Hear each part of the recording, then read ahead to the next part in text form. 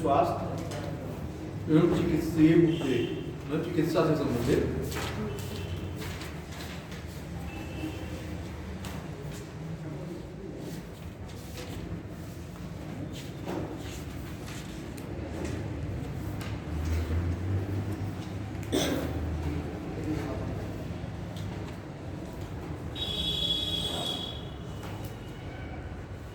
तो ये जो है ये आपका विषय है।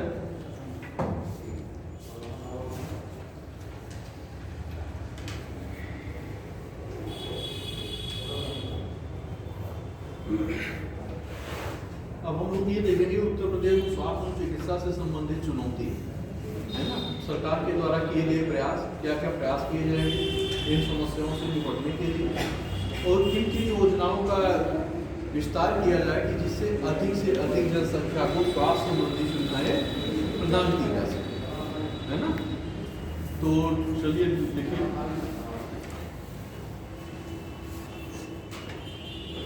स्वास्थ्य एवं चिकित्सा संबंधी चुनौतियां, स्वास्थ्य एवं चिकित्सा संबंधी चुनौतियां।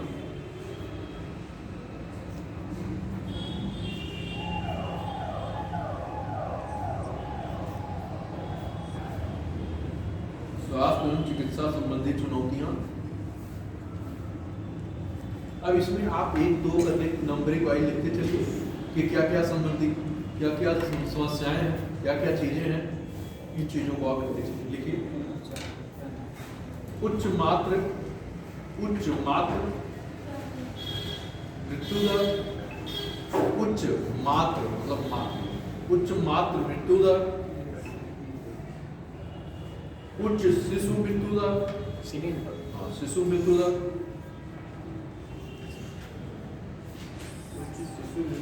हाँ,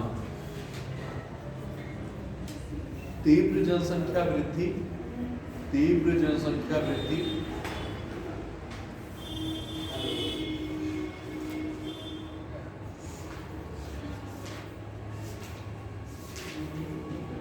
अगला महिलाओं एवं बच्चों, महिलाओं एवं बच्चों में कुपोषण का उच्च स्तर, महिलाओं एवं बच्चों में कुपोषण का उच्च स्तर,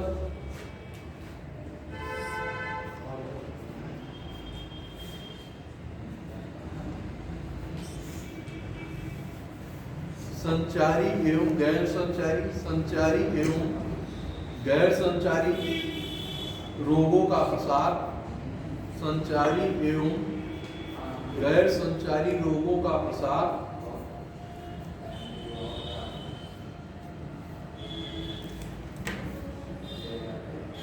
अगला लोगों को झोला छाप डॉक्टरों, लोगों को झोला छाप डॉक्टरों, बहुत जानते होंगे कि झोला छाप डॉक्टर को तो सब लोग जानते हो ना कि झोला छाप डॉक्टर क्या है, ये जो पढ़े लिखे नहीं लेकिन इलाज कर रहे हैं। कहीं किसी जगह रहे 2-4 महीने, वहाँ अपना दवा को 2 4 6 10 नाम सीख लिए और क्या है उसी के अनुसार इलाज करना शुरू कर दिए। तो धीरे धीरे क्या हो गया, एक डॉक्टर के रूप में परिवर्तित हो गए, अब इलाज कर रहे हैं। अब उससे क्या होगा, स्वास्थ्य संबंधी चीजें, वो तो जो इलाज कराएगा हो सकता है सामान्य चीजें, ऐसा नहीं कि नहीं आराम होता, लेकिन ये भी दिक्कतें भी क्या होती है झोला छाप डॉक्टर से पैदा होती है। झोला छाप डॉक्टरों तथा प्राइवेट अस्पतालों के शोषण से बचाना।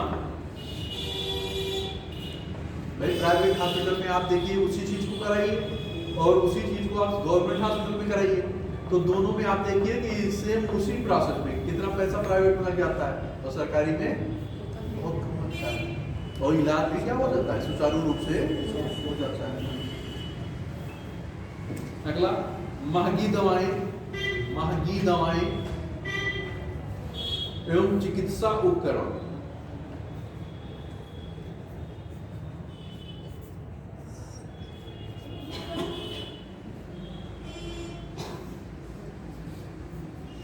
महंगी दवाएं एवं चिकित्सा उपकरण,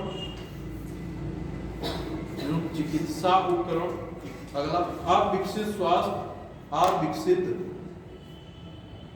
स्वास्थ्य संबंधी बुनियादी ढांचा, मतलब इंफ्रास्ट्रक्चर क्या है कि पूर्ण रूप से डेवलप नहीं है। जैसे अस्पताल नहीं है, कर्मचारी नहीं है, डॉक्टर नहीं है, स्वास्थ्य संबंधी जांच संबंधी उपकरण उपलब्ध नहीं है, तो ये सारी चीजें क्या हो गई? इंफ्रास्ट्रक्चर, आधारभूत सुविधाओं की कमी है ना। ये सारे आधारों पे इसको देखा जाता है। अब ये आपकी कुछ चुनौतियां थी कि इन चीजों के कारणों से स्वास्थ्य संबंधी दिक्कतें पैदा हो रही। बात समझ में आ रही है? तो इस सारी चीजों को आपको याद रखना है। ये छोटे छोटे जो फॉर्मेट हमने लिखाए हैं, अगर ये फॉर्मेट आपको याद होगा तो आंसर लिखने में चीजें आसानी हो जाएगी। अब झोला छाप डॉक्टर की विषय में 2 लाइन लिख दीजिए। झोला छाप डॉक्टर को जान ही रहे हैं क्या इलाज करेंगे आप। विकसित मतलब इंफ्रास्ट्रक्चर, आधारभूत संरचना की कमी है, तो अस्पताल नहीं है, डॉक्टर नहीं है, कर्मचारियों की कमी है ना, जांच उपकरण की कमी है। तो कहने का मतलब इन सारी चीजों की समस्याएं क्या है? मौजूद है। तो आपकी इन सारी चीजों को दिखाते हुए एक लाइन 1.5 लाइन में चले जाइएगा। क्वेश्चन दिखा भी दे रहे हैं इसको। उत्तर प्रदेश, क्वेश्चन दिखा दे रहे हैं इसको। उत्तर प्रदेश भारत का सर्वाधिक जनसंख्या वाला राज्य है। उत्तर प्रदेश भारत का सर्वाधिक जनसंख्या वाला राज्य है।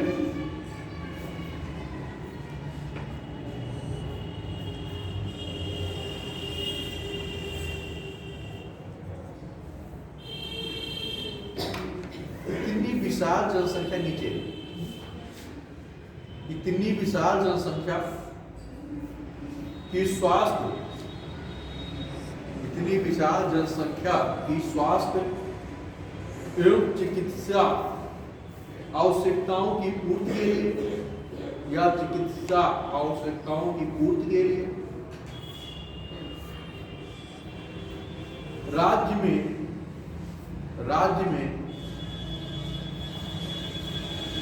स्वास्थ्य संबंधी बुनियादी ढांचे का अभाव दिखाई देता है। मतलब इंफ्रास्ट्रक्चर जो अभी बताया, अस्पताल, डॉक्टर, उपकरण है ना, ये सारी चीजों की क्या है? कमी है। आधारभूत या बुनियादी ढांचे का अभाव दिखता है।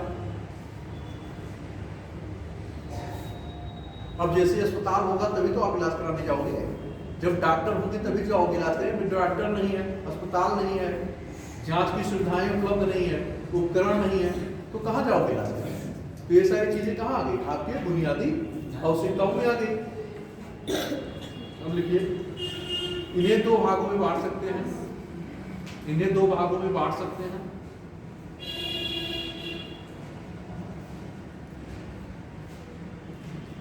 अवसंरचना संबंधी अभाव, अवसंरचना संबंधी अभाव।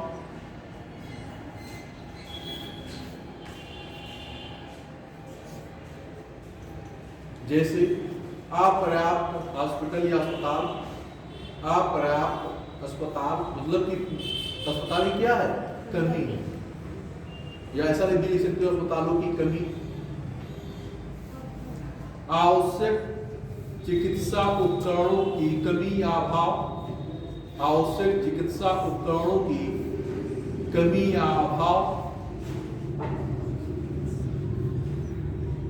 एम्बुलेंस की कमी, एम्बुलेंस की कमी। आप देखते होंगे कि प्राथमिक स्वास्थ्य केंद्र या अन्य हॉस्पिटलों पे कितना कहीं 1-2 एम्बुलेंस की सुविधाएं उपलब्ध होती हैं, या ज्यादा बड़े हॉस्पिटल तो ज्यादा हो जाती हैं। लेकिन ग्रामीण पृष्ठभूमि पे आप देखेंगे या छोटे छोटे प्राथमिक स्वास्थ्य केंद्रों पे क्या है? 1 या 2 एम्बुलेंस की व्यवस्था है। तो अब उतना एम्बुलेंस की भी व्यवस्था नहीं है, उतना चिकित्सा उपकरण भी नहीं है, जांच की सुविधाएं भी नहीं है, और डॉक्टरों की जनसंख्या के हिसाब से क्या है? ये डॉक्टर भी उतने नहीं है। तो ये सब क्या हो गया? आपकी बुनियादी संबंधी जो बुनियादी ढांचे हैं उसकी क्या है? कमी। अगर ये चीज बढ़ जाएगा, जैसे मान लीजिए 20 आदमी पे 1 डॉक्टर हो जाए 20 लोगों पे, तो क्या होगा? स्वास्थ्य संबंधी सुविधाएं अच्छी हो जाएगी, लोगों को स्वास्थ्य संबंधी सुविधाएं क्या हो जाएगी? स्थानीय लेवल पे हर जगह पे उपलब्ध हो जाएगी। लेकिन जब डॉक्टर की कमी होगी तो कहाँ होगी?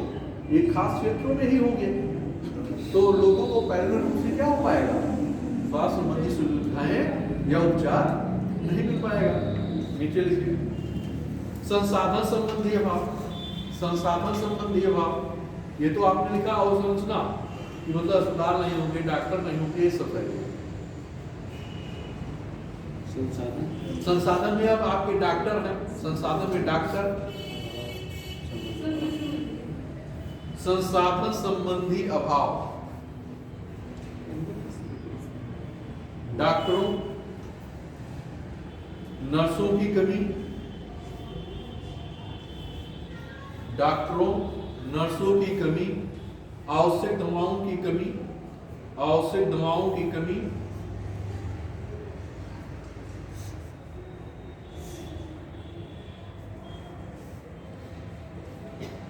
अब नीचे लिखिए उत्तर प्रदेश में मातृ एवं शिशु मृत्यु दर, मातृ एवं शिशु मृत्यु दर औसत से अधिक है, राष्ट्रीय औसत से अधिक है, जो चिंता का विषय है।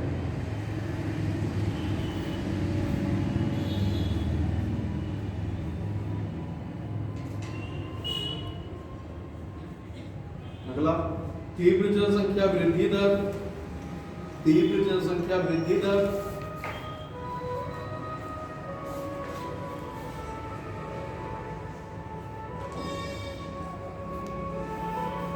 राज्य के समक्ष एक प्रमुख चुनौती है, मतलब राज्य के सामने एक प्रमुख चुनौती है।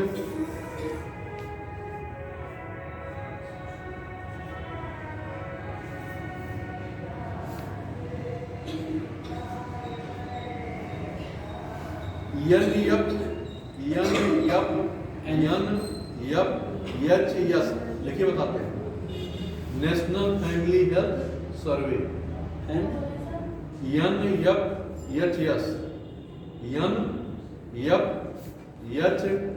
और yes national family health survey dash देखिए, मतलब 5वां सर्वे है 2000 में 2019 से 21 के अनुसार राज्य की कुल प्रजनन दर, के अनुसार राज्य की कुल प्रजनन दर, टोटल फर्टिलिटी रेट TFR 2.4 है, जो राष्ट्रीय स्तर पे 2 राज्य की कुल प्रजनन दर 2.4 है, जो राष्ट्रीय स्तर पर मतलब पूरे भारत के संदर्भ में राष्ट्रीय स्तर पर 2 से अधिक है, 2 से अधिक है, मतलब 2.1 हो सकता है।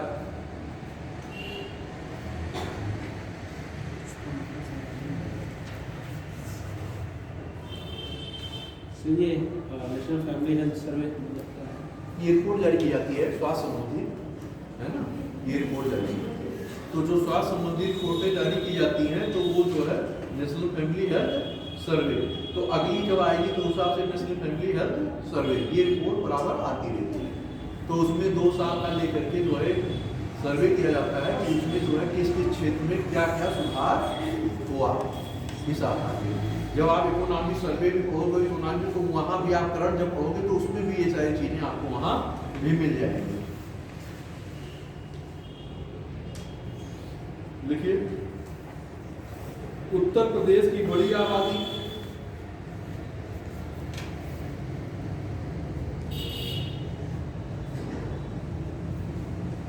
उत्तर प्रदेश की बड़ी आबादी ब्रैकेट में मुख्यतः महिलाएं एवं बच्चे, उत्तर प्रदेश की बड़ी आबादी मुख्यतः महिलाएं एवं बच्चे ब्रैकेट बंद कुपोषण से ग्रसित हैं, कुपोषण से ग्रसित हैं।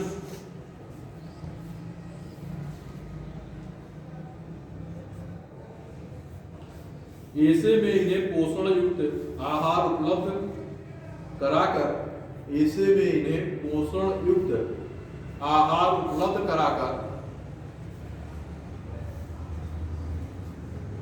पोषण युक्त आहार उपलब्ध कराकर बेहतर स्वास्थ्य प्रदान करना एक प्रमुख चुनौती है। बेहतर स्वास्थ्य प्रदान कराना एक प्रमुख चुनौती है।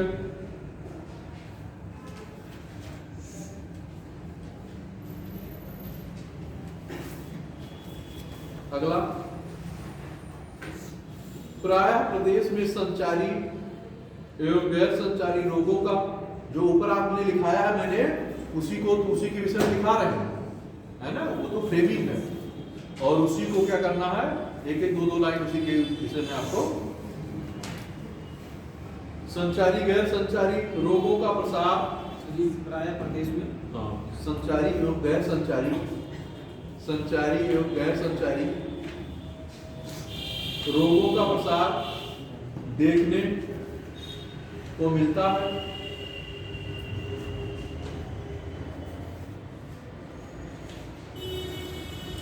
अब जैसे आप देख सकते हो कोविड-19 कितना भयंकर प्रभाव डाला था और क्या चला था, लंबा समय चला था। 19 लाख 20 से शुरू हुआ था और 21-22 तक अपना प्रभाव क्या था, छोड़ता रहा। और इससे केवल यही नहीं कि केवल भारत ही प्रभावित रहा, बहुत सारे देश प्रभावित रहे। तो इस प्रकार के संचारी रोग क्या हो, जो संक्रामक रोग हैं, इनसे क्या होता है, बहुत बड़े पैमाने पर इनका प्रसार होता है और इससे बहुत बड़ी जनसंख्या क्या होती है, प्रभावित होती है। अब जब कोविड-19 था तो उस समय आपने देखा कि अस्पतालों में क्या है, कमी पड़ जा रही थी। मेन जो सुविधाएं, जो उपकरण होने चाहिए, जो दवाएं होनी चाहिए, वो सब चीजें क्या थी, कमी नहीं था। तो जैसे कोविड-19 लिख सकते हो, जैसे कोविड-19 एग्जाम्पल में कोविड-19। अब इसमें उस समय आपने देखा होगा कि दवा की कमी, ऑक्सीजन की कमी, एम्बुलेंस की कमी, ये सारी चीजें आप देखते थे कि कितनों लोग क्या हो रहा था कि ऑक्सीजन के बिना जो है दम तोड़ रहे थे। जिसको मान लीजिए कोविड-19 से प्रभावित हुआ, सांस फूलने लगी, ऑक्सीजन की जरूरत थी, ऑक्सीजन उपलब्ध नहीं, और जो उपलब्ध थे तो क्या हुआ, बहुत महंगे थे। इसकी भी क्या हो रही थी, कालाबाजारी हो रही थी। लोग क्या कर रहे थे, जिसके पास है वो बहुत दामों में बेच रहे थे, बहुत अधिक पैसे ले रहे थे। तो बहुत सारी चीजें उस समय आपको देखने को मिली। आगे लिखिए, प्रतिवर्ष प्रदेश के हजारों बच्चे जापानी इंसेफ्लाइटिस ब्रैकेट में मस्तिष्क ज्वर, जापानी इंसेफ्लाइटिस ब्रैकेट में मस्तिष्क ज्वर के शिकार होते हैं, ज्वर के शिकार होते हैं। इसके अलावा हैजा, मलेरिया, टाइफाइड,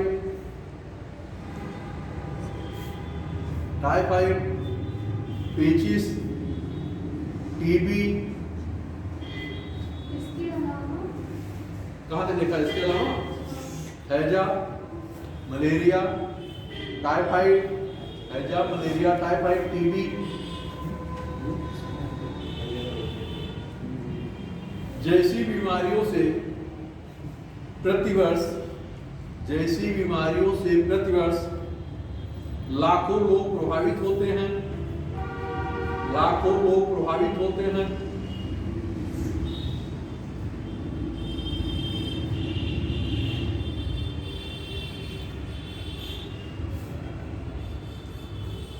इन रोगों के प्रसार पर नियंत्रण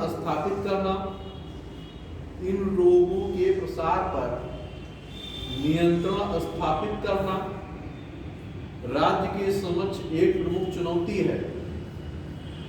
मतलब इन रोगों पर नियंत्रण स्थापित करना राज्य के समक्ष या सामने एक प्रमुख चुनौती है।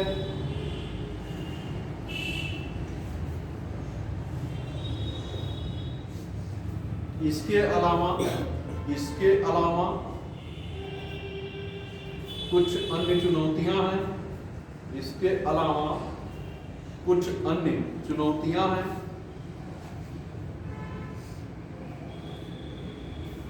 जैसे ले लीजिए वही झोला छाप डॉक्टर, निजी अस्पतालों का शोषण, जीवन रक्षक दवाओं उपकरणों की कमी, मतलब यही सब 2 4 5 जो है डाल दी। डॉक्टर झोला छाप डॉक्टरों से क्या करना है? बचना है ना, झोला छाप डॉक्टरों से बचाना। वहां तो लिखिए थी चुनौती में थी झोला छाप डॉक्टर से, तो यहाँ क्या है कि उनसे इलाज न कराया जाए, तभी तो बच सकते हो। अगला लिख लीजिए, निजी अस्पतालों के आर्थिक शोषण से बचना या बचाना, निजी अस्पतालों के आर्थिक शोषण से बचाना, क्योंकि आप जाओगे सरकारी अस्पताल में वही दवा कराने तो सस्ते में हो जाएगा, और प्राइवेट में जाओगे तो बिल वाउचर आपका क्या हो जाएगा? बहुत बढ़ जाएगा, पैसा बहुत लगेगा।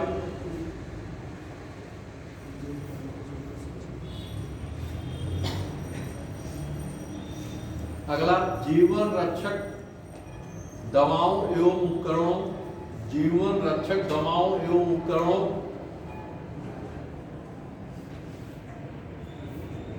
को सस्ती कीमतों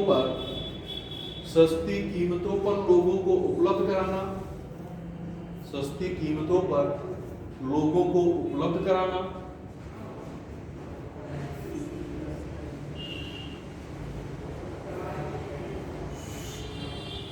सस्ते दर पर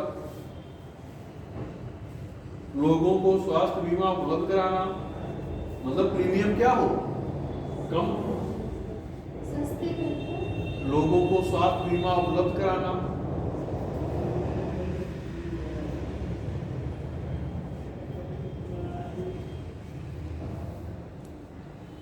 नकली दवाओं पर नकेल कसना, नकली दवाओं पर नकेल कसना।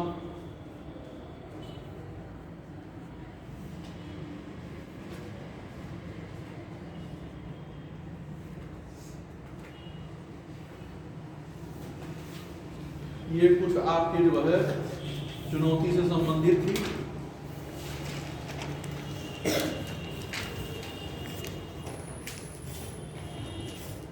फिर परंपरागत चिकित्सा, इसमें कोई दिक्कत नहीं, इसमें बहुत सामान्य चीजें हैं और बहुत पिछली टॉपिक है ना।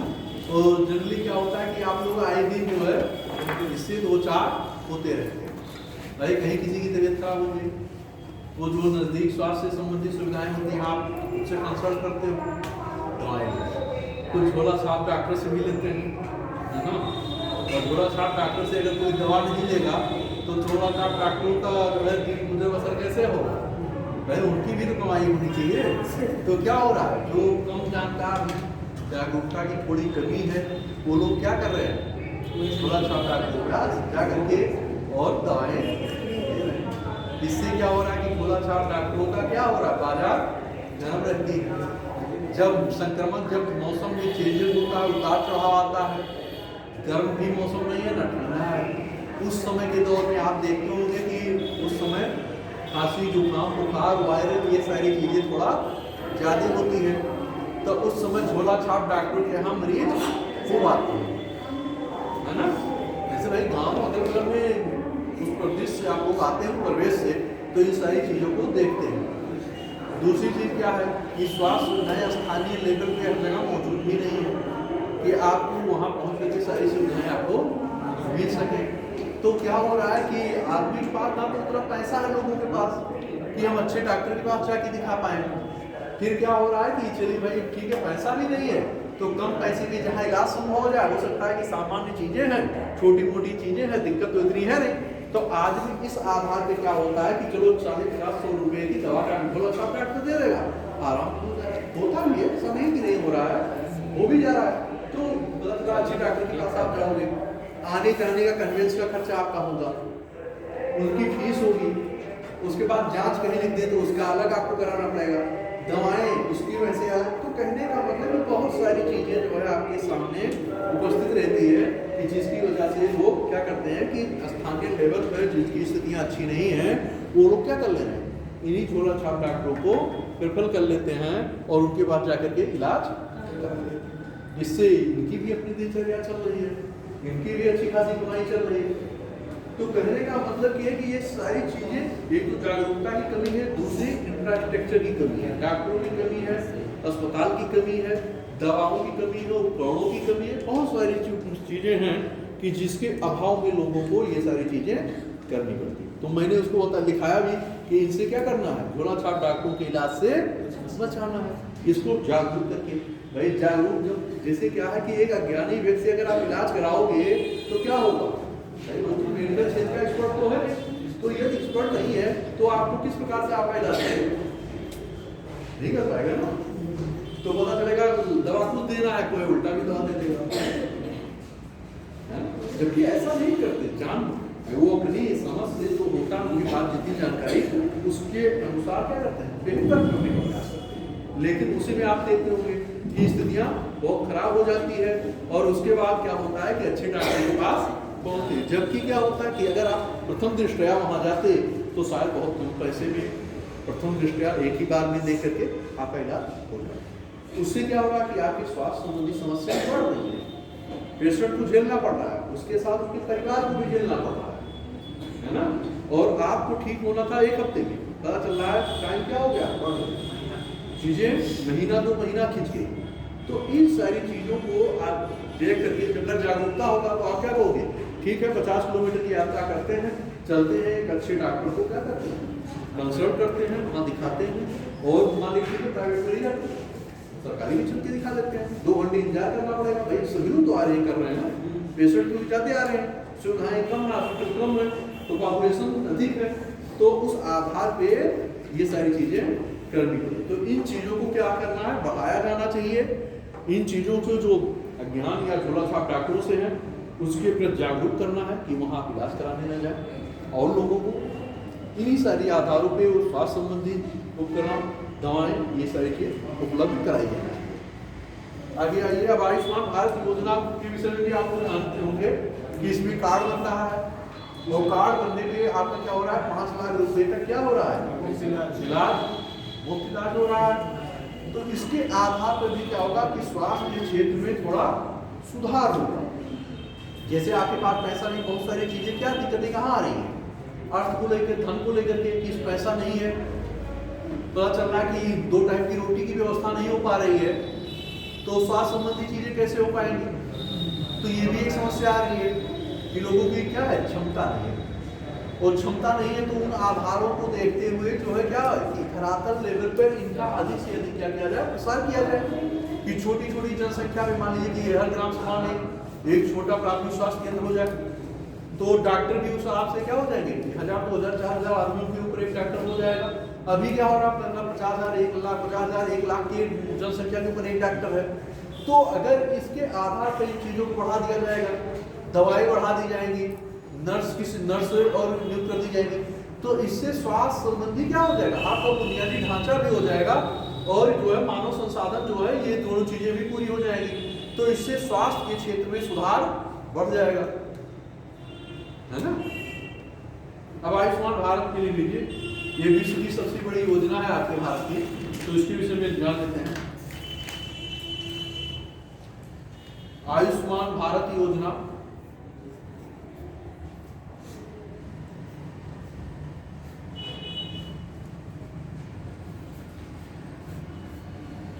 विश्व की सबसे बड़ी स्वास्थ्य बीमा योजना है।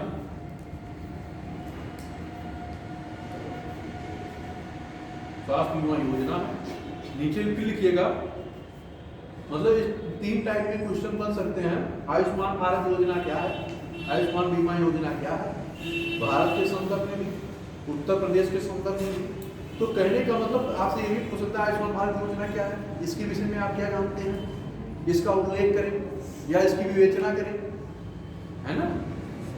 फिर ये भी पूछ सकता है कि भारत के संदर्भ में इसका कहाँ तक प्रभाव हुआ, ये विश्व की सबसे बड़ी योजना, तो किस संदर्भ में आप देखते हैं, किस आधार पे आप इसे देखने का प्रयास करते हैं, किस आधार पे देखते हैं।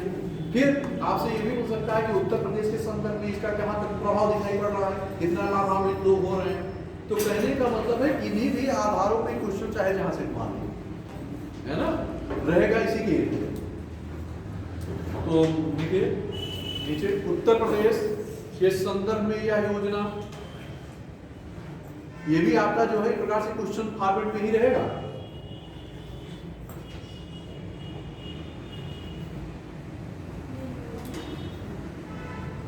यह योजना कितनी कारगर सिद्ध हो सकती है, मतलब कितनी प्रभावी हो सकती है। अब आपके सामने देखिए, पहले तो आयुष्मान भारत योजना को देखिए, लिख लीजिए आयुष्मान भारत योजना क्या है पहले तो बताएं।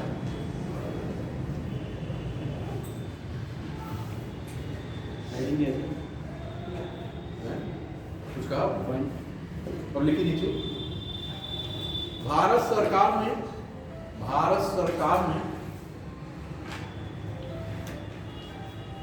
गरीब परिवारों को बेहतर इलाज,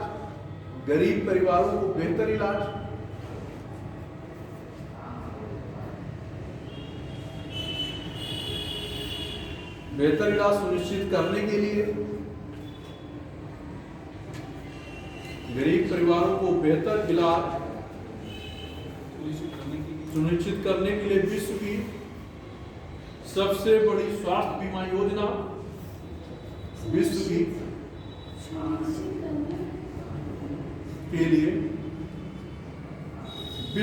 सबसे बड़ी स्वास्थ्य बीमा योजना, विश्व की सबसे बड़ी स्वास्थ्य बीमा योजना वर्ष 2018 में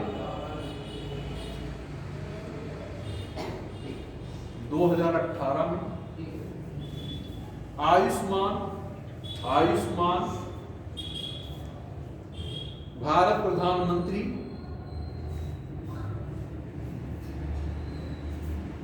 जन आरोग्य योजना, भारत प्रधानमंत्री जन आरोग्य योजना, ब्रैकेट में ए बी कैपिटल में लिखिएगा, ए बी डैश दीजिए, पीएम ए बी डैश दीजिए, आइटम डैश पीएम JAY, जो आपने लिखा है आयुष्मान भारत प्रधानमंत्री जन आरोग्य योजना, उसी का ये आपका क्या है शॉर्ट रूप है, और उसका फुल फॉर्म क्या होगा आपका ये होगा जो लिखा है। ठीक है, जैसे ये भी पूछ सकता है कि AB PMJAY आप प्रीवियस क्वेश्चन पूछ ले, तो अगर आपकी इन चीजों के विषय में जानकारी नहीं होगी तो आप समझ ही नहीं पाओगे कि क्या है ना, तो इसीलिए ब्रैकेट में उसे लिखा है।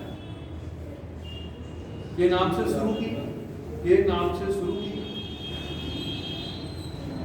आरोग्य योजना के नाम से शुरू की।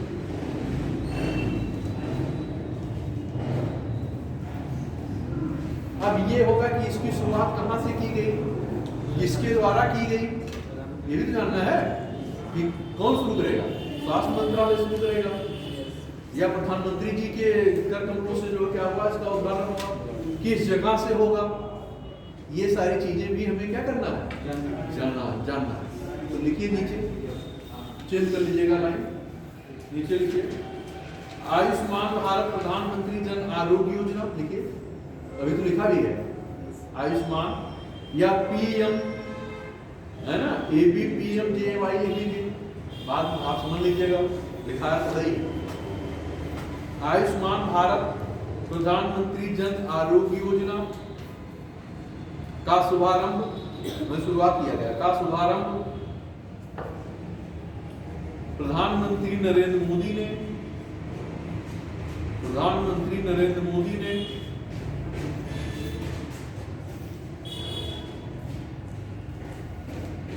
23 सितंबर 2018 को झारखंड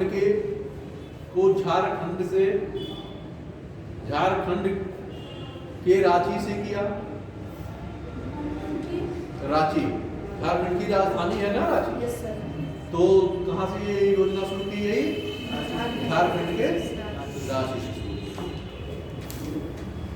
बन सकता है क्वेश्चन की प्रधानमंत्री या आयुष्मान भारत प्रधानमंत्री जन आरोग्य योजना किसने शुरू किया, फिर अगला फला तारीख से फला सब चीजें शुरू की गई, या आपकी मतलब 23 सितंबर 2018 को शुरू की गई। फिर इसका उद्घाटन प्रधानमंत्री जी द्वारा किया गया और ये रांची से, झारखंड की राजधानी रांची से इसका उद्घाटन हुआ। तो कहने का स्टेटमेंट में भी क्वेश्चन क्या हो सकता है, बन सकता है। तो इन्हीं 3-4 स्टेटमेंट आपके अगर पूछेगा तो इससे संबंधित आपका क्या हो जाएगा, 3 के पॉइंट ऑफ व्यू से भी क्वेश्चन आपका हो जाएगा। तो लिखिए इस योजना के प्रमुख बिंदु नीचे, इस योजना के प्रमुख बिंदु निम्नांकित हैं। इस योजना के प्रमुख बिंदु निम्नांकित हैं या निम्नलिखित हैं, शायद। अब जब ये योजना शुरू की गई तो इस योजना के तहत क्या क्या चीजें रखी जाएंगी, कौन कौन लोग इसके पात्र होंगे और इनको कहाँ कहाँ ये सुविधाएं दी जाएंगी और किन अस्पतालों में, ये सारी चीज हमें जानना है। तो लिखिए इस योजना के तहत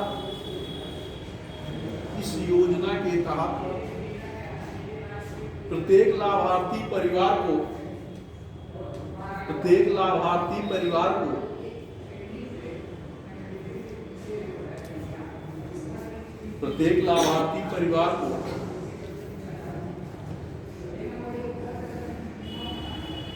प्रतिवर्ष 5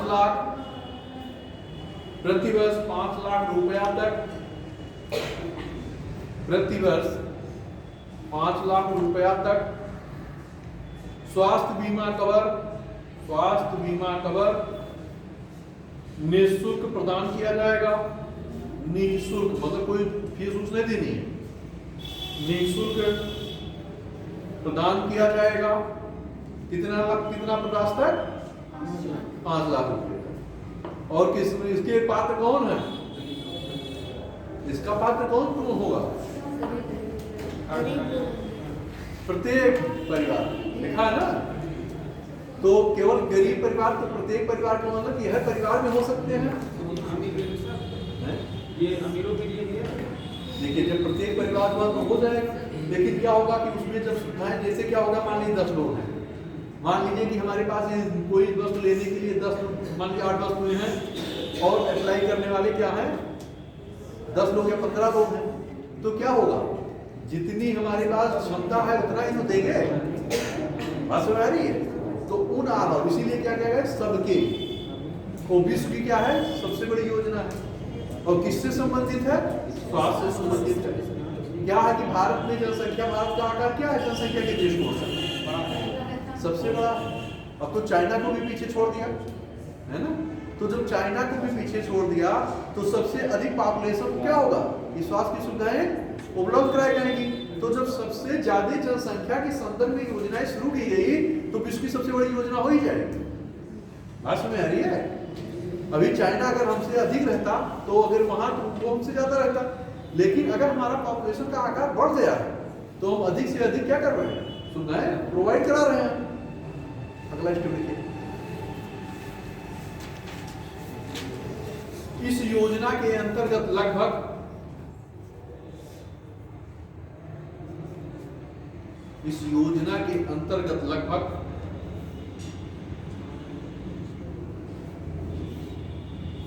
10.74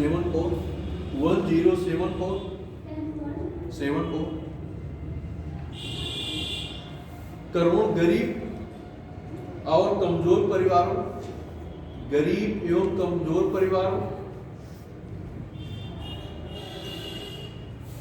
ब्रैकेट में लगभग 50 करोड़ लाभार्थी को शामिल किया गया है।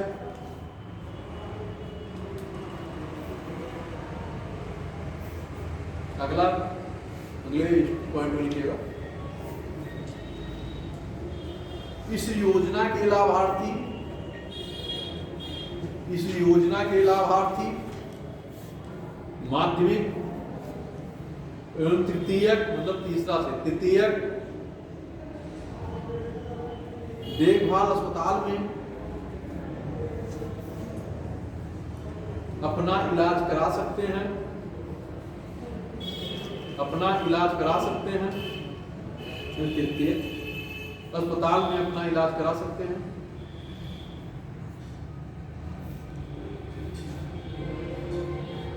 अपना इलाज करा सकते हैं। अगला लिखिए, इस योजना में सभी सरकारी अस्पतालों, इस योजना में सभी सरकारी अस्पतालों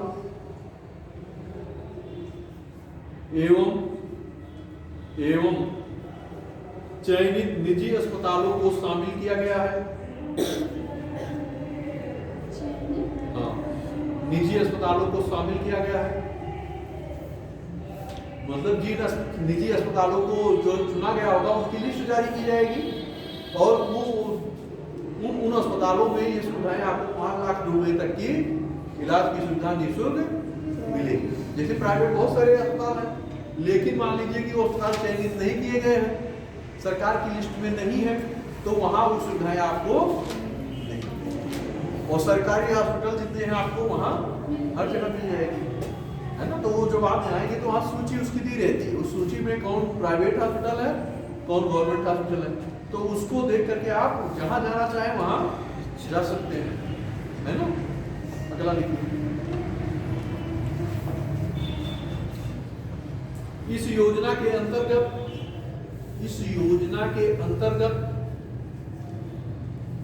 परिवार के आकार, मतलब कि कितने सदस्य हैं, आकार का मतलब ये नहीं पता 200-400 आदमी का परिवार तो होगा नहीं, है ना। 2 आदमी, 4 आदमी, 6 आदमी, 10 आदमी का होगा। योजना के अंदर परिवार के आकार, आयु या लिंग पर कोई प्रतिबंध नहीं है, मतलब महिला पुरुष में कोई अंतर नहीं होगा।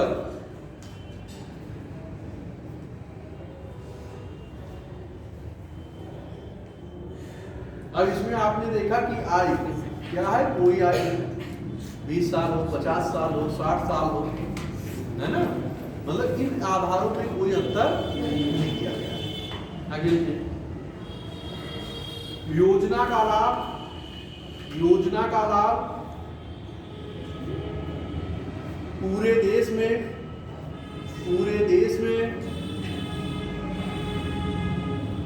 पोर्टेबल है, जैसे पोर्ट होता ना, पोर्टेबल है, यानी अब इसको लाभार्थी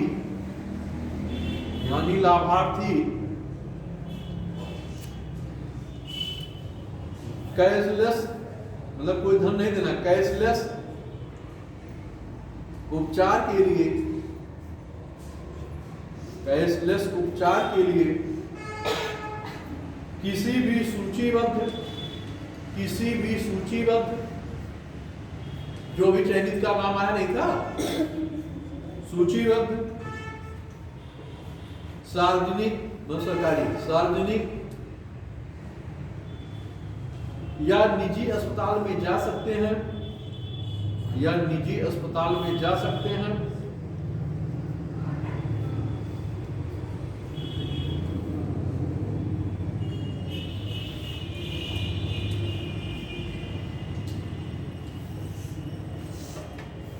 अब जैसे मान लीजिए कि वही सुविधा है अगर सार्वजनिक में मिल रही है, निजी में मिल रही है, तो ये होगा कुछ लोग कहेंगे तो निजी अस्पताल को लोग क्या करते हैं, प्रेफर करते हैं, कुछ लोग कहेंगे नहीं सरकारी में करते हैं, है ना। लेकिन दोनों में चीजें क्या होंगी कि मान लीजिए जो उपलब्ध कराई जाए तो उसको चीजें क्या सरकार की तरफ से प्रोवाइड कराई जाएगी। तो नीचे लिखिए, सार्वजनिक अस्पतालों को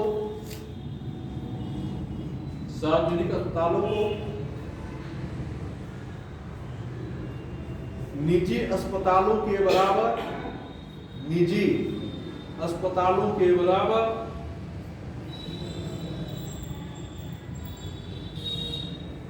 स्वास्थ्य सेवाओं के लिए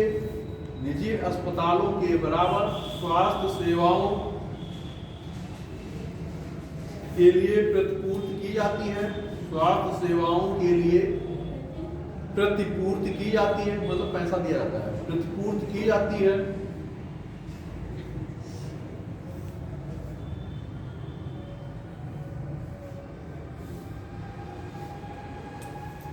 अब आप देखें कि इस योजना का उद्देश्य क्या, सरकार को क्या जरूरत थी इतनी बड़ी योजना को शुरू करने के लिए? कोई उद्देश्य होगा ना, तो लिखिए उद्देश्य क्या है। इस योजना का उद्देश्य, इस योजना का उद्देश्य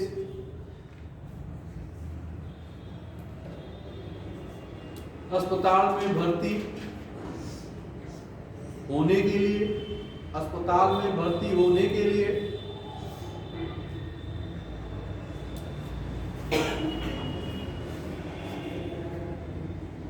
बड़े खर्च से बचाना, अस्पताल में भर्ती होने के लिए खर्च से बचाना।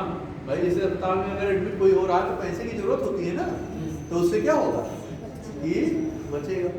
क्या है? निःशुल्क इलाज है। कितना? 5 लाख रुपए तक।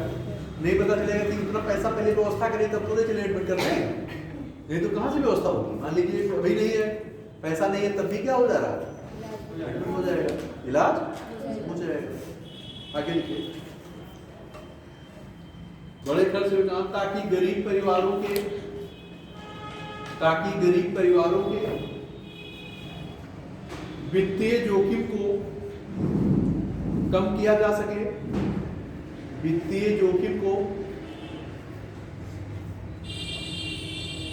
कम किया जा सके,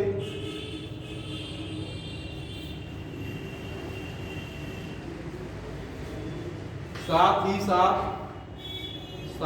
साथ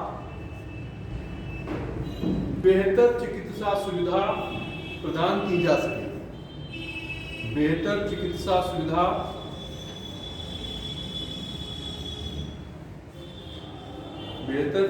सुविधा प्रदान की जा सके।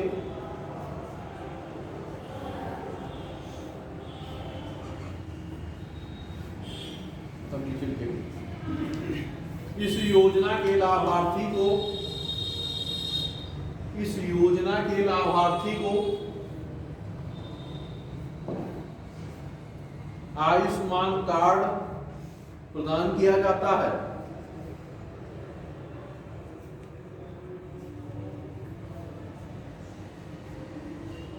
अब ये आपका जो है आयुष्मान से संबंधित कुछ बेसिक जानकारियां कि किन किन आधारों पे कौन कौन इसके पात्र होंगे, किस स्तर के अस्पतालों में इलाज होगा, है ना, और कितना जो है, और सार्वजनिक अस्पतालों को निजी अस्पताल की तरह क्या किया जाएगा, सरकार की तरफ से प्रतिपूर्त किया जाएगा, है ना। भाई संसाधन कहाँ से आएंगे? तो गवर्नमेंट हॉस्पिटल है, तो संसाधन कौन प्रोवाइड कराएगा?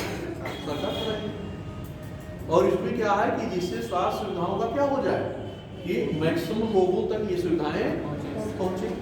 ऐसा ना हो कि लोग स्वास्थ्य से संबंधित समस्याओं से क्या हो जाए, मृत्यु हो जाए, पूर्ण रूप से बच्चे का या किसी का पूर्ण विकास ना हो पाए।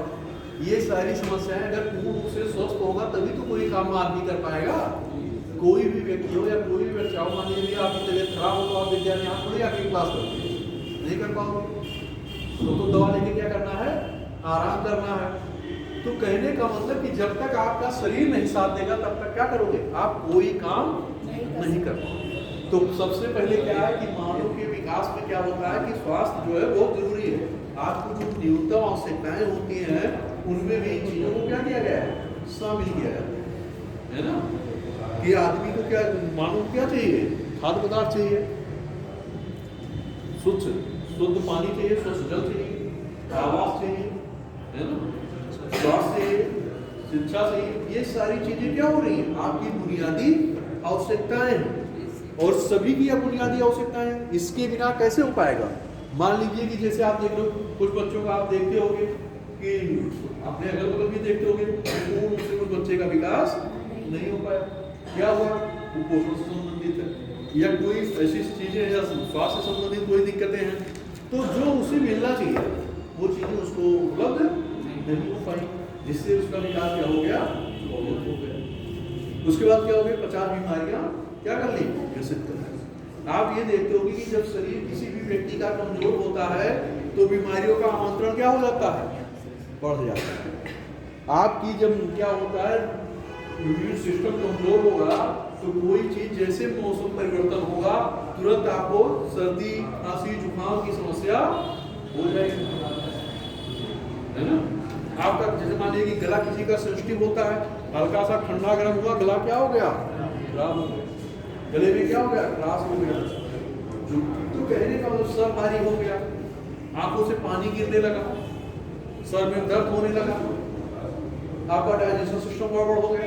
तो कहने का मतलब एक प्रकार की सारी समस्याएं क्या होती हैं, बनी रहती है। जैसे डॉक्टर आप देखा होगा, सुना भी होगा कि आपका डाइजेशन सिस्टम क्या है, वीक है, कमजोर है, लीवर क्या है, कमजोर है। तो कहने का मतलब क्या है कि उसको पैरेलल क्या हो रहा था, जो उचित पोषण मिलना चाहिए वो चीजें नहीं मिल पाई। इसीलिए होता है कि लीवर का टॉनिक दे दो। अरे टॉनिक जब तक आप पियोगे तभी तो काम करेगा। तो उसे नेचुरल रूप से क्या करना होगा, स्ट्रांग करना। तो नेचुरल रिसोर्स से पता चला किसी को क्या हो रहा है, गलत डॉक्टर बता रहा है कि हीमोग्लोबिन की कमी है, आपको आयरन लेना चाहिए। किसी को बता रहा है कि आपकी आंखों से आंख के नीचे ब्लैक स्पॉट हो गए हैं, तो कहेगा मल्टीविटामिन ग्रीन वेजिटेबल और को पढ़ाइए सेवन में। तो कहने का मतलब क्या है कि जो नेचुरल रिसोर्सेज हैं, जो सारी चीजें हैं, उन चीजों को क्या करना होगा, आपको लेना। केवल दवा की टिकिया से सोचिए कि हम आराम पा जाएं, तो दवा की टिकिया से आराम, जब तक आप दवा खाएंगे तब तक आराम होगा, और जब बंद हो जाए कुछ समय बाद चीजें पुनः फिर उसी रूप में लौट आए।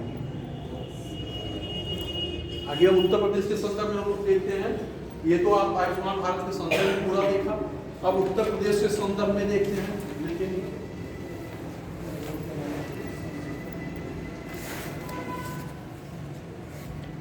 उत्तर प्रदेश भारत का सर्वाधिक जनसंख्या वाला राज्य है।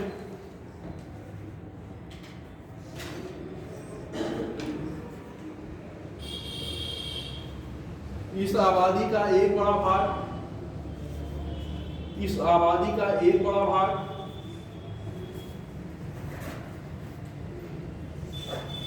गरीबी रेखा के नीचे जीवन यापन करता है। अब जनसंख्या अधिक होगी तो समस्याएं भी ज्यादा होंगी। जिस राज्य की जनसंख्या अधिक होगी, जहां लोग अधिक होंगे, समस्याएं वही तो ज्यादा होगी, हर रूप की समस्याएं होगी। ये नहीं कि केवल एक क्षेत्र की समस्या होगी, हर क्षेत्र की समस्या होगी। बात समझ आ रही है? शिक्षा के स्तर में कमी आएगी, स्वास्थ्य के स्तर में कमी आएगी, अपराध बढ़ेंगे, लड़ाई झगड़े ज्यादा होंगे। तो जब जनसंख्या का आकार बड़ा होगा, आपकी जो बुनियादी सुविधाएं है उसकी कमी होगी। तो जो आकार किसी भी जगह का, आपके प्रदेश की नहीं, किसी भी जगह की अगर जनसंख्या अधिक होगी तो वहां समस्याएं ज्यादा। क्यों, क्या है कि वहां बिजली, पानी, है ना, ये सुविधाएं कहाँ से, उतना इंफ्रास्ट्रक्चर डेवलप नहीं है, उतनी क्षमताएं नहीं है। तो क्या होगा, कुछ लोगों को नहीं मिलेगा ना। तो उस आधार पे छोटे राज्यों में आप देखते हो कि छोटे राज्यों में सुविधाएं थोड़ा तेजी से प्रोवाइड हो जाती, पहुंच जाती हैं, क्योंकि वहां छोटा आकार है। जहां 10 लाख जनसंख्या का हो और जहां 1 करोड़ की जनसंख्या का हो, तो दोनों में अंतर होगा ना। आगे लिखिए।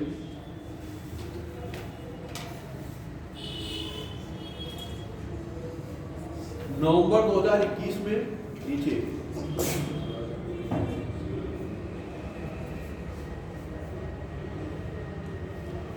उत्तर प्रदेश की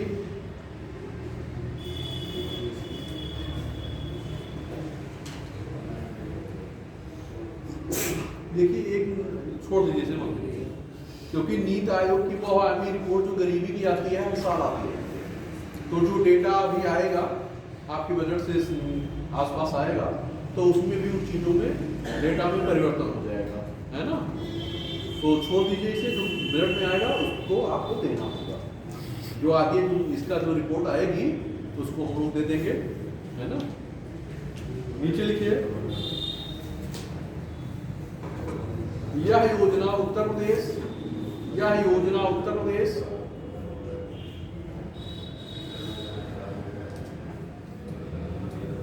जैसे राज्यों, उत्तर प्रदेश जैसे राज्यों जहां एक बड़ी आबादी,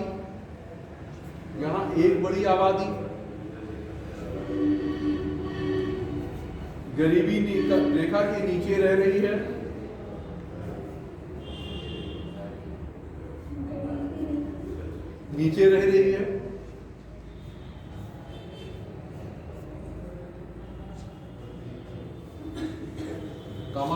के लिए वरदान साबित हो रही, के लिए वरदान साबित हो रही। कौन सी योजना वरदान साबित हो रही? आयुष्मान भारत। इसीलिए ऊपर आपने लिखा है यह योजना।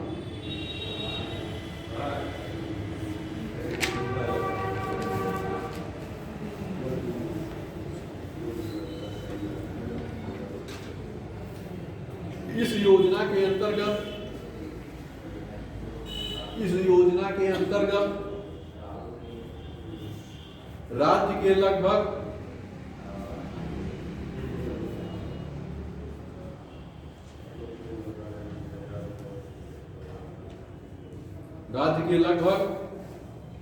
1.2 करोड़ 1 करोड़ 20 लाख या इससे थोड़ा मोड़ा ज्यादा भी हो सकता है, एक लगभग दिया जा रहा है। करोड़ परिवारों को शामिल किया गया है, परिवारों को शामिल किया गया है।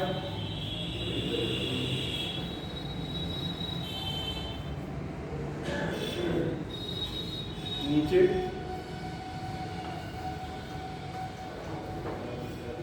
आयुष्मान भारत योजना, आयुष्मान भारत योजना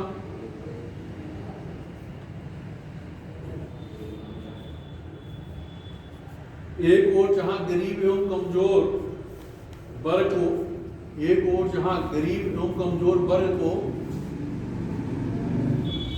गरीब एवं कमजोर वर्ग को बेहतर चिकित्सा सुविधा प्रदान कर रही है, बेहतर चिकित्सा सुविधा प्रदान कर रही है।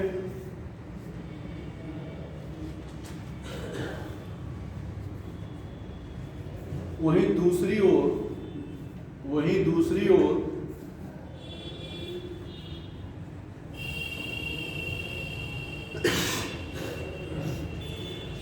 उन्हें इलाज पर पड़ने वाले बोझ से, वहीं दूसरी ओर उन्हें इलाज पर पड़ने वाले बोझ से, इलाज पर पड़ने वाले बोझ से बचाकर, मतलब खर्चे के भार से बचाकर उनकी आय बढ़ाने में, उनकी आय बचाकर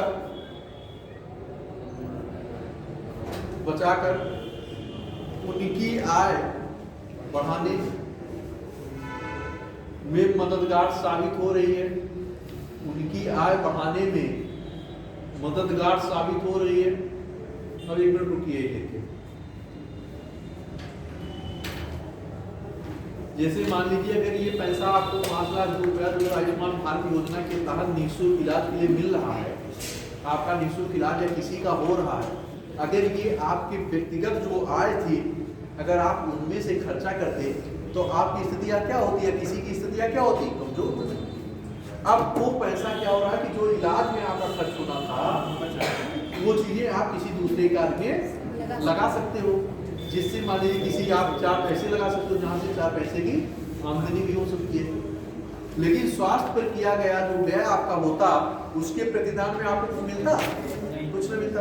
तो आपकी जो आपका जो वित्तीय भार था, जो वित्त था, पैसा था, मान लीजिए आपके पास 1 लाख रुपया 4 लाख रुपए कोई नहीं है, तो मान लीजिए वो पैसा आपका जो 4 लाख रुपए है वो 4 लाख रुपए आपके स्वास्थ्य पे अगर व्यय हो गया तो उससे आपकी स्थितियां, माने बहुत सारे परिवार ऐसे हैं कि जिनके घर 1 लाख 2 लाख की भी आय नहीं होती।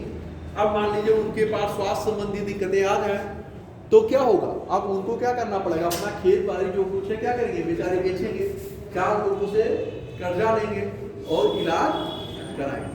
अब बताइए कि अगर इस स्थितियों में इलाज करा इस स्थितियों में तो क्या होंगे, 10 साल उस कर्जे को क्या करेंगे, काटते रहेंगे, भरते रहेंगे।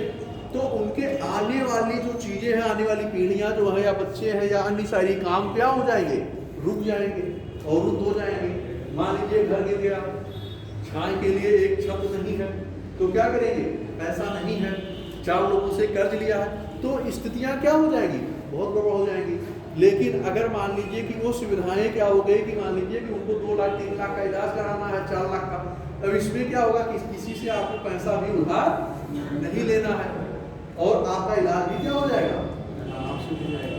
आपके ऊपर क्या हो रहा है, किसी व्यक्ति के ऊपर कोई अधिकार भी नहीं पड़ रहा है और उसका कोई आर्थिक स्थितियां आगे आने वाली योजनाओं पे कोई प्रभाव नहीं पड़ रहा है। तो इससे क्या होगा, और मजबूती होगी ना, सुदृढ़ीकरण होगा, आपकी वित्तीय स्थिति क्या हो जाएगी।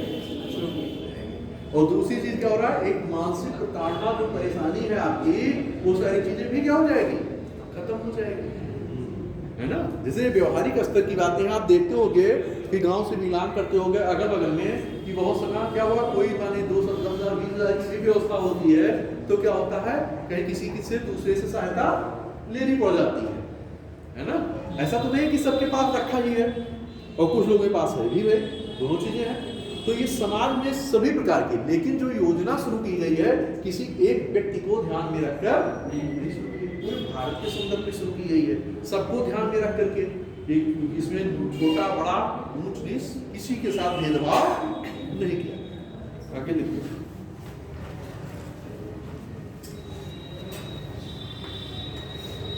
आवश्यकता इस बात की है, आवश्यकता इस बात की है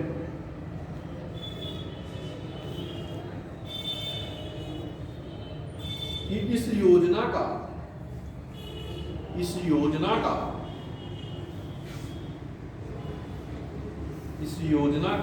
सुचारू क्रियान्वयन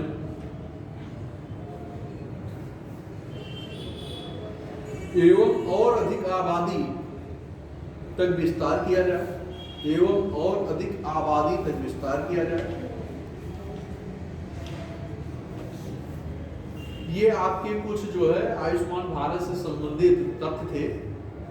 ऊपर आपने लिखा है जो वो पूरी भारतवर्ष के संदर्भ में आयुष्मान भारत योजना का है, नीचे आपने लिखा उत्तर प्रदेश के संदर्भ में।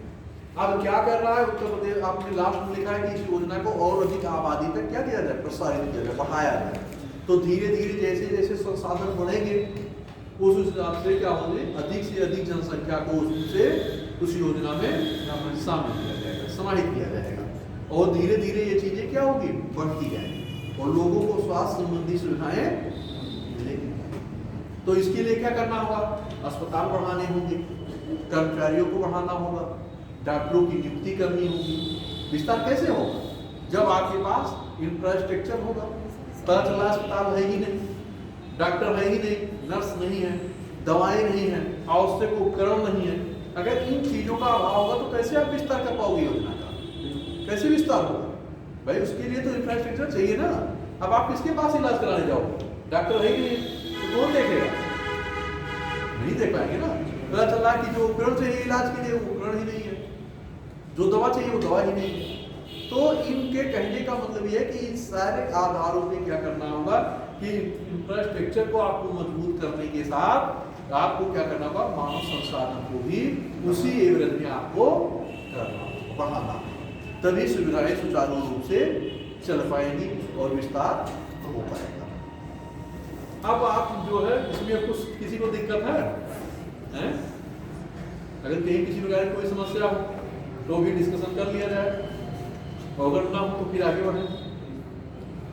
अब आपने देखा होगा कि परंपरागत चिकित्सा पद्धति, अब परंपरा से तो समझ ही रहे होंगे कि आपका यूनानी है, होम्योपैथी है, आयुर्वेद है, ये सब क्या है, परंपरागत चिकित्सा पद्धति में ही आती है। तो इसमें आप देखते होंगे कि होम्योपैथ में इलाज कराने क्या होता है, टाइम थोड़ा ज्यादा लेता है। आयुर्वेद में क्या है कि टाइम थोड़ा उसमें भी ज्यादा लेगा, लेकिन एलोपैथ क्या है कि समय थोड़ा कम लेगा। लेकिन इलाज क्या हो रहा है कि आयुर्वेद का इलाज भी आपका क्या हो रहा है, महंगा है ना, दवाई महंगी है। एलोपैथ का इलाज महंगा है, आपका होम्योपैथ का इलाज क्या है, थोड़ा सस्ता है। लेकिन ये है कि मान लीजिए कोई चीज आ गई इस प्रकार की कि तुरंत उसे क्या है कि तुरंत इमीडिएट आराम चाहिए, उसका तुरंत इलाज होना चाहिए। तो आयुर्वेद से और होम्योपैथ के इलाज संभव नहीं हो पाएगा। तो आपको क्या करना होगा, एलोपैथ के अंग्रेजी दवाओं की तरफ जाना होगा कि इमीडिएट जो है तुरंत उसका इलाज हो सके। मान लीजिए कोई ऑपरेट का केस है, ऑपरेशन का केस है, अब आप सोच रहे हो कि वो ऑपरेशन का केस है, उसको सोचो कि हम दवा से जो है खत्म कर लें, तो कैसे होगा, वो धीरे धीरे दूसरे अंग को भी क्या करेगा, डिफेक्टिव करेगा, प्रभावित करेगा। तो उसका इलाज क्या है कि उसको ऑपरेट होना चाहिए, ऑपरेशन होना चाहिए। ऐसा नहीं कि आयुर्वेद में ऑपरेशन नहीं होता, होता है एलोपैथ में भी होता है, लेकिन ये है कि जब आदमी क्या करता है एलोपैथ की तरफ जाता है ना। और फिर क्या है कि आयुर्वेद में आप देखते होंगे कि जिस प्रकार से आप एलोपैथ की दवाओं को सारी चीज देख रहे हो, उस तुलना में आयुर्वेद का प्रसार थोड़ा कम भी है। भाई आप देखिए कहीं गांव में अगल बगल में हर जगह देखोगे क्या हो रहा है, एलोपैथ डॉक्टर मिल जा रहे हैं, लेकिन आयुर्वेद के होम्योपैथ के मिल रहे हैं, नहीं मिल रहे हैं। यूनानी डॉक्टर मिल रहे हैं, यूनानी चिकित्सा पद्धति मिल रहे हैं, नहीं मिल रहे हैं। तो जो ये परंपरागत चिकित्सा सुविधाएं हैं, उनसे ऐसा नहीं कि उससे लाभान्वित लोग नहीं हो रहे, उससे भी लाभान्वित हो रहे हैं, लेकिन क्या है कि केवल एक ही पद्धति से सबको आराम नहीं मिल रहा। मान लीजिए जैसे विभाग होते हैं कि 10 विभाग है, तो 10 काम जहां से जिस विभाग से जो काम होगा आप उस जगह जाते हो ना, तो ऐसे जहां पे जिस चीज का इलाज जहां से संभव होगा आप वहां देख लेते हो। नहीं हो रहा तो उससे आप क्या करोगे, दूसरे स्थान पे जाओगे। होना क्या चाहिए, बेहतर चिकित्सा सुविधा उपलब्ध होनी चाहिए और इलाज होना चाहिए। तो परंपरागत में आप लिख लीजिए कि क्या क्या रखते हैं परंपरागत चिकित्सा पद्धति में, कि उसमें किन किन चीजों को रखेंगे। आयुर्वेद, आयुर्वेद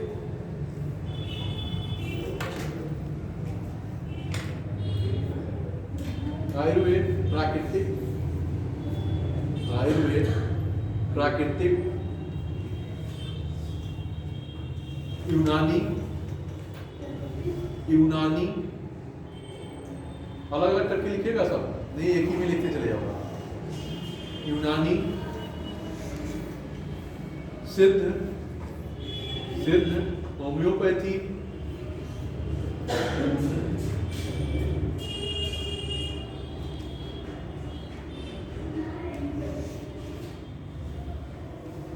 होम्योपैथी आदि।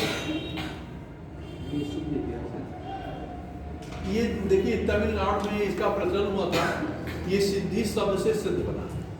इसमें क्या होता है कि इलाज पे ध्यान दिया जाता है ना, जो इसका मूल थीम है कि मुख्यतः इलाज पे ध्यान दिया जाता है।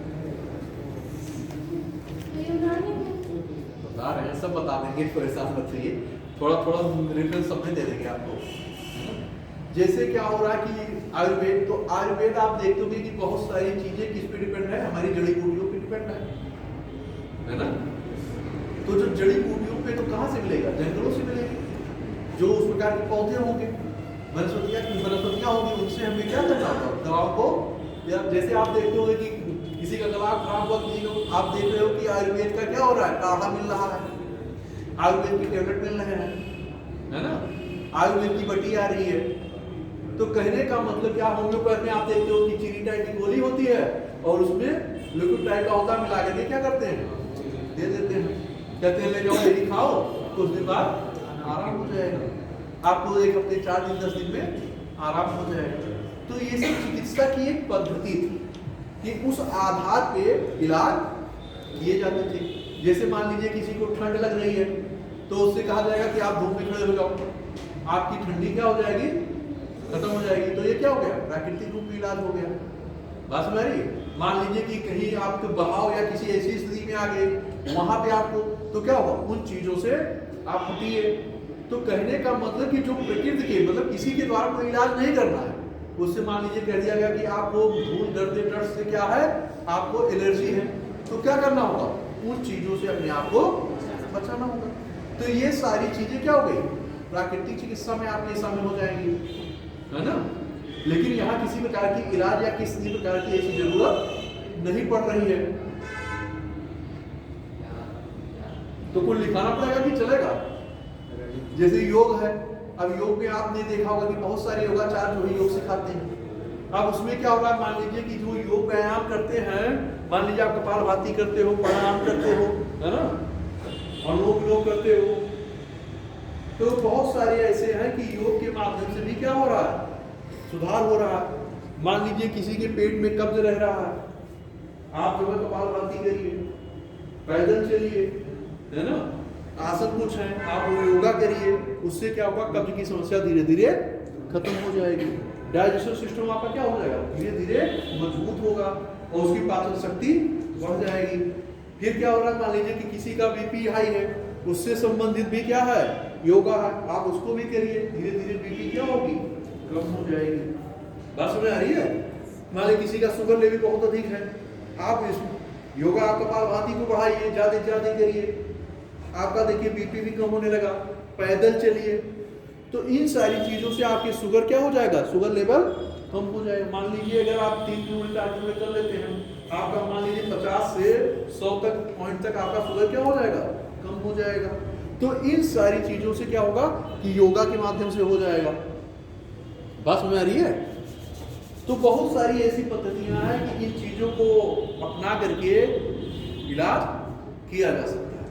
लेकिन क्या है कि इन सारी चीजों में मेहनत करना पड़ेगा, संयमित रहना पड़ेगा, आपको टाइमली उठना पड़ेगा, है ना। क्या है कि पता चला खाना खा लिए तो आप योगा नहीं कर पाओगे, खाली पेट होना चाहिए। उसके पहले आप पानी पी लें, ऐसा नहीं कि बीच में योगा भी कर लो पानी भी पी रहे हो, ऐसा भी नहीं होना चाहिए। जैसे मान लीजिए आप मेहनत करके योगा करके आ रहे हो, तो आप कम से कम 35-40 मिनट या आधा घंटा कम से कम क्या हो, रिलैक्स हो। उसके बाद आप नहाएं, नहीं पता चला आ रहे हो सीन पसीन बने हुए हो तो आप तुरंत नहा ले रहे हो, तो दूसरी समस्या खड़ी हो जाएगी। तो इन सारी चीजों को क्या करना है, आपको ध्यान देना पड़ेगा। लेकिन नहीं, आप धीरे धीरे जब करोगे तो इसका लाभ भी आपको क्या होगा, दिखेगा, है ना। मान लीजिए कि आपको हल्की फुल्की किसी को साइनस की हल्की फुल्की दिक्कत हो रही है, वो भी धीरे धीरे क्या हो जाएगी, कम हो जाएगी। मान लीजिए किसी का दम घुट रहा है, उससे भी समझ में, किसी के फेफड़े में जो है उसमें जो है फूल रहा है, कम वायु जा रही है, धीरे धीरे आप करोगे आपका फेफड़ा भी क्या होगा, पैरेलल रूप से फूलने लगेगा। तो कहने का मतलब ऐसा नहीं है, ये आपकी क्या हो गई, परंपरागत चिकित्सा पद्धति में ये सारी चीजें आपकी आती है। मान लीजिए आपका इम्यून सिस्टम कमजोर है, आपका इम्यून सिस्टम थोड़ा मजबूत हो जाएगा, कि जैसे मौसम चेंज हो रहा है आपको जुकाम हो जा रहा है, खांसी हो जा रहा है, ये सारी चीजें से भी आपको क्या हो जाएगा, छुटकारा मिलेगा, है ना। तो बहुत सारी चीजें हैं कि आप उन चीजों को अपना करके हटाओ। जहां भी एलर्जी से संबंधित क्या है, आपकी बॉडी उस चीज को एडाप्ट नहीं कर पा रही है, सामंजस्य स्थापित नहीं कर पा रही है, इसलिए क्या हो जा रहा है, दिक्कत। जैसे क्या होता है, मान लीजिए कि कोई चीज खा ले तो उसके छाले पड़ जाते हैं, शरीर में भी बाहर क्या हो रहे हैं, दाने पड़ जा रहे हैं।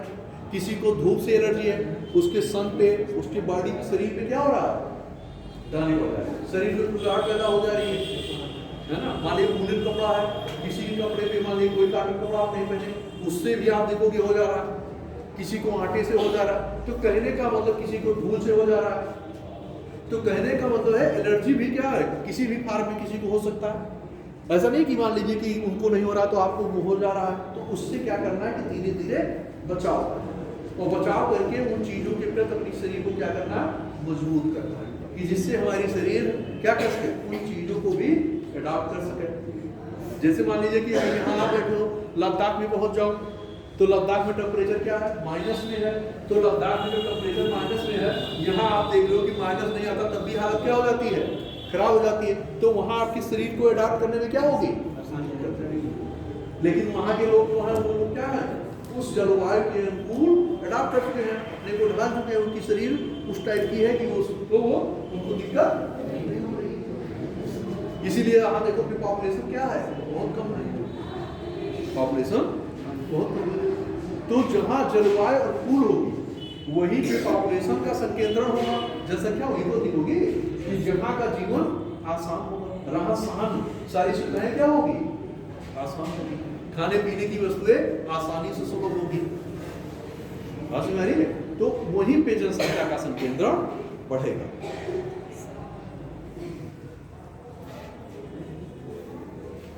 अब प्राकृतिक लिखा दे कि समझ गए हो सब, हैं? होम्योपैथी जान ही रहे हो। अब पारंपरिक चिकित्सा पद्धति अच्छा लाभ लेती है। लाभ, इसके लाभ क्या कहते हैं, लाभ, पारंपरिक चिकित्सा पद्धति के लाभ।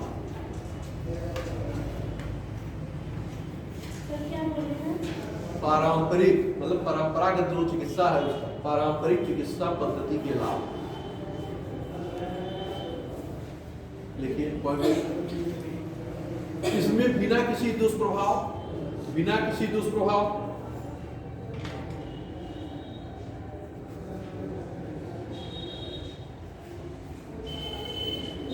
बिना किसी दुष्प्रभाव मतलब कोई नुकसान नहीं होगा, बिना किसी दुष्प्रभाव के रोगों का जड़ से इलाज संभव है। जड़ से इलाज संभव है मतलब अगर कोई बीमारी हुई है तो वो चीज क्या हो जाएगी, धीरे धीरे खत्म हो जाएगी, धीरे धीरे क्या होगा, खत्म हो जाएगी, लेकिन एक टाइम टेकिंग है। परंपरागत चिकित्सा पद्धति में क्या है, टाइम लगेगा, एकाएक नहीं हो जाएगा। अगला,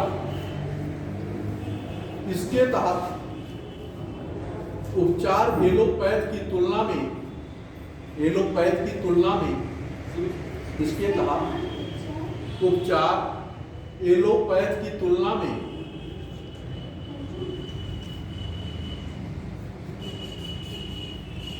सस्ता एवं सुलभ है, सस्ता एवं सुलभ है,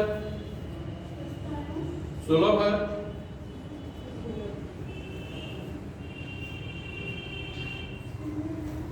अगला, इसमें पुरानी से पुरानी गंभीर, इसमें पुरानी से पुरानी गंभीर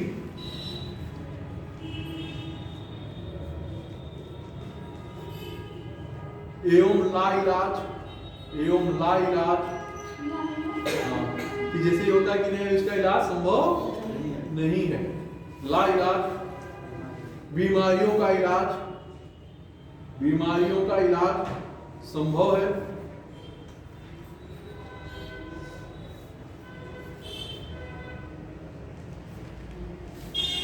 अगला, इसमें शारीरिक के साथ साथ, इसमें शारीरिक के साथ साथ मानसिक स्वास्थ्य पर बल दिया जाता है, शारीरिक के साथ साथ मानसिक स्वास्थ्य पर बल दिया जाता है।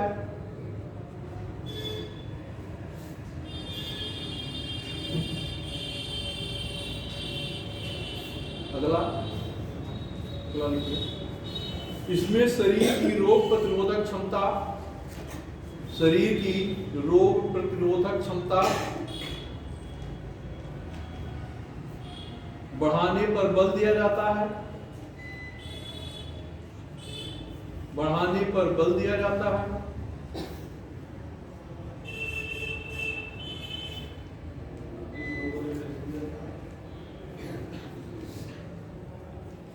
ताकि वह रोगों से लड़ सके।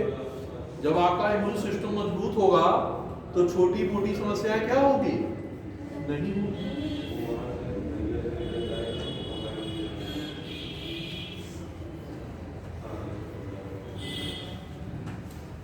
ये आपके जो है चिकित्सा पद्धति से लाभ।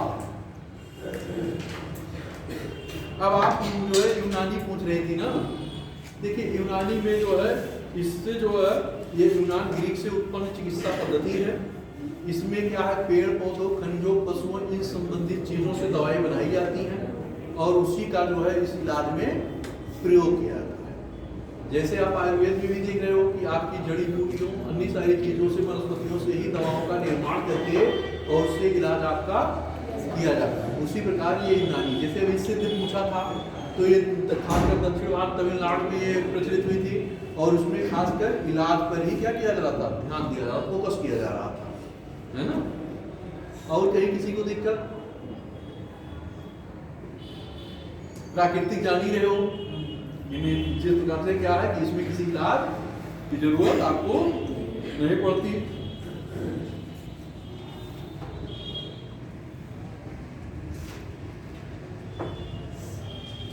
और किसी को कोई दिक्कत है, मुझे भी लोग थोड़ा टॉपिक हम लोग शुरू करेंगे। आपका नेक्स्ट टॉपिक जो होगा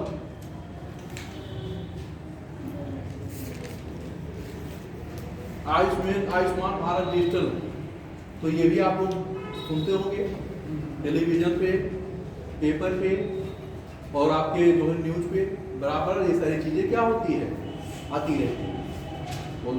इस सारी चीज डिजिटल अभी योजना शुरू की गई है, कौशल विकास योजना शुरू की गई है, इन सारी योजना को आपको इकोनॉमिक्स में भी डिस्कशन किया जाएगा, है ना।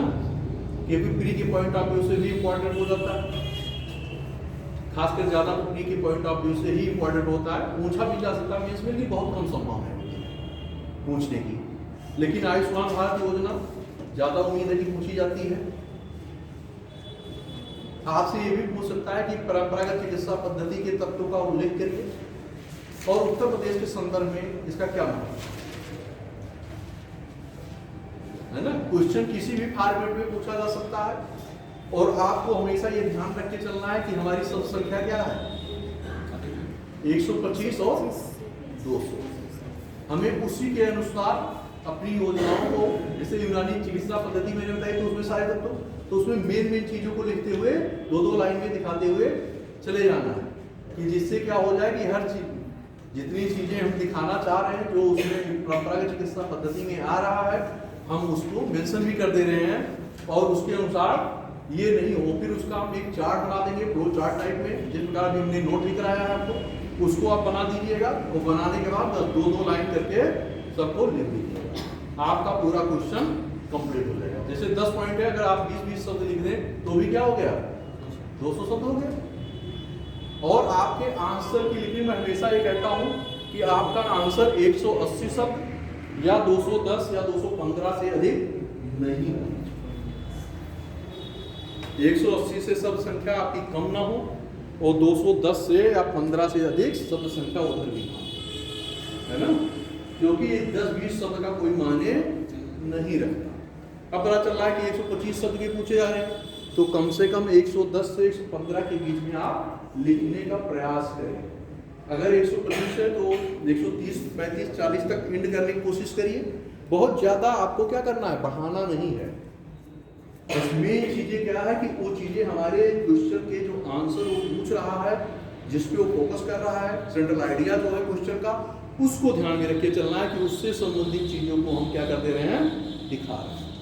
अगर आप फॉर्मेट बना दे रहे हैं, बात समझ आ रही है, जो फॉर्मेट जो बनवाया जाता है, या फ्रेमिंग कर दे रहे हैं क्वेश्चन का फ्रेमिंग करने के, जब आपने फ्रेमिंग कर दिया तो एग्जामिनर को ये पता हो जाता है, उसी को देख करके कि बच्चे को विषय पे या जो क्वेश्चन पूछा गया उस पे समझ है, उसने सारी चीज़ों को क्या कर दिया है, ऊपर एक डायग्राम के माध्यम से दिखा दिया है। बस उसमें आप थोड़ा कम भी लिख पाएंगे, तब भी आपको क्या होगा, अच्छा नंबर मिल जाता है। नहीं पता चला आप पैसेज में क्वेश्चन लिखते जा रहे हो, आपके मार्क्स अच्छे नहीं है। पैसेज में आप लिख रहे हो उतने अच्छे मार्क्स आपके नहीं है। इसलिए हमें क्या करना है, छोटे छोटे सेंटेंसों में तोड़ करके उन चीजों को दिखाना है। जैसा मैं उसी रूप में लिखा भी रहा हूँ, उसी फॉर्मेट में भी लिखा भी रहा हूँ, कि उसी फॉर्मेट को आपको क्या करना है, पालन करना है। और इसीलिए मैं ऊपर भी आपको हमेशा फॉर्मेट लिखा करके ही चल रहा हूँ, कि फॉर्मेट में वो चीज़ें आपको वहाँ दिखानी भी है, कि उसी फॉर्मेट, पहले फॉर्मेट को बनाइए, फॉर्मेट बनाने के बाद तब लिखना शुरू करिए। या मान लीजिए कि ऊपर रेफरेंस आप दे दे रहे हैं, उसके बाद फॉर्मेट बना दे रहे हैं, तो भी चलेगा। ये जो 7, 8, 10 पॉइंट हर क्वेश्चन में आप लिख रहे हो, वो 8-10 पॉइंट जरूर याद कर लीजिए। वो 8-10 पॉइंट याद कर लिए, इसमें आप थोड़ा 19-20 भी होगा, तब भी आपके क्वेश्चन पे उतना प्रभाव। तो ठीक है, आ गई मैडम भी, और आप अगली क्लास इकोनॉमिक्स की है ना, ठीक है। हम लोग कल अगले शिक्षा प्रणाली है आपके उत्तर प्रदेश